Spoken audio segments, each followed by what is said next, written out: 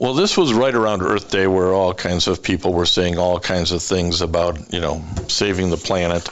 And one of them was the President of the United States, who said, quote, "We're going to start the process where every vehicle in the United States military, every vehicle, is going to be climate friendly.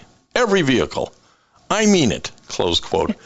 And I suspect it's that quote that got your brain stimulated and you said, wait a minute, I got to talk about this. So tell us what went through your brain, resulting in this explanation that this is absolute nonsense. Yeah.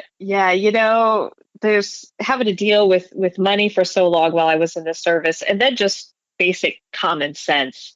Seeing that, and I watched his speech, I just thought, man, none of this makes any sense, nor is it really something that I think we need to really focus on, to be honest, when it comes to defense. And anybody that's been in the service recently should be aware and be able to attest to the fact that the Department of Defense has been working on energy efficiency for at least the last 2 decades while I was in. I mean, anything that was going to get purchased, you needed to make sure that it was as energy efficient as possible and things like that. And so, the idea that every single military vehicle was going to be green made no sense to me. I thought, are all up armored vehicles going to be electric now? Like, how are you going to, how are you going to, well, hold on a second, bad guys, let me plug in my Humvee real quick. We'll be there in a bit.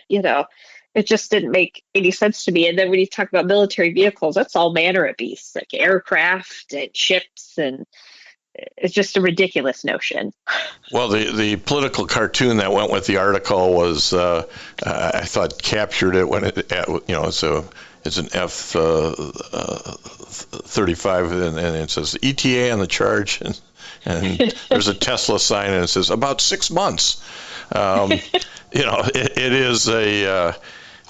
You can make broad statements, but when you've been there and you know the details, it's kind of a different thing, isn't it?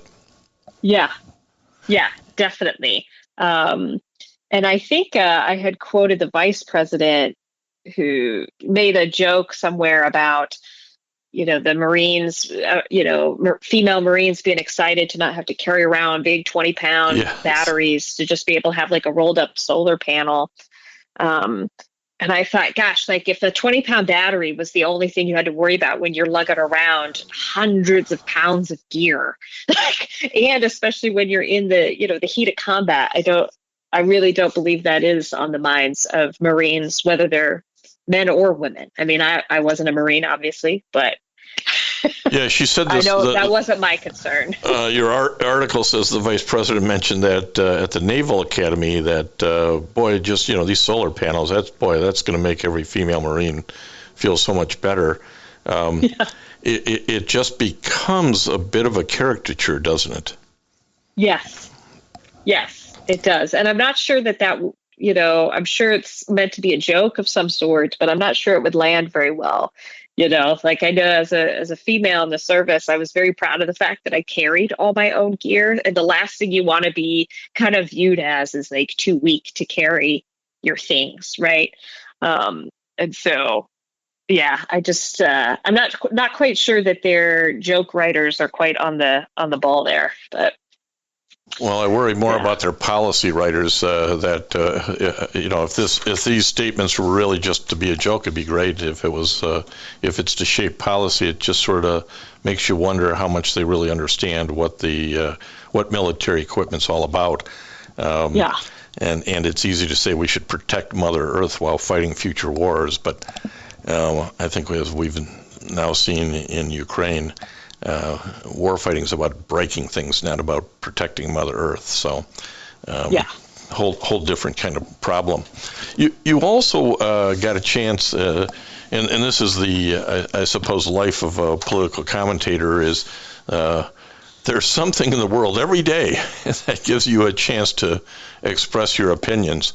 And you wrote an article on historic court-martial of Air Force General could be a sign of things to come. Can you? And that was done again at the end of April here, regarding the court-martial of Major General William T. Cooley. Could you explain kind of not so much what he did wrong, although it's been in the general press, but sort of what your hope is that comes out of this? Listen to this full episode and more on the Apple Podcasts app, Blog Talk Radio, Google Podcasts, or iHeartRadio. And now streaming on Amazon Music, Audible, and Spotify.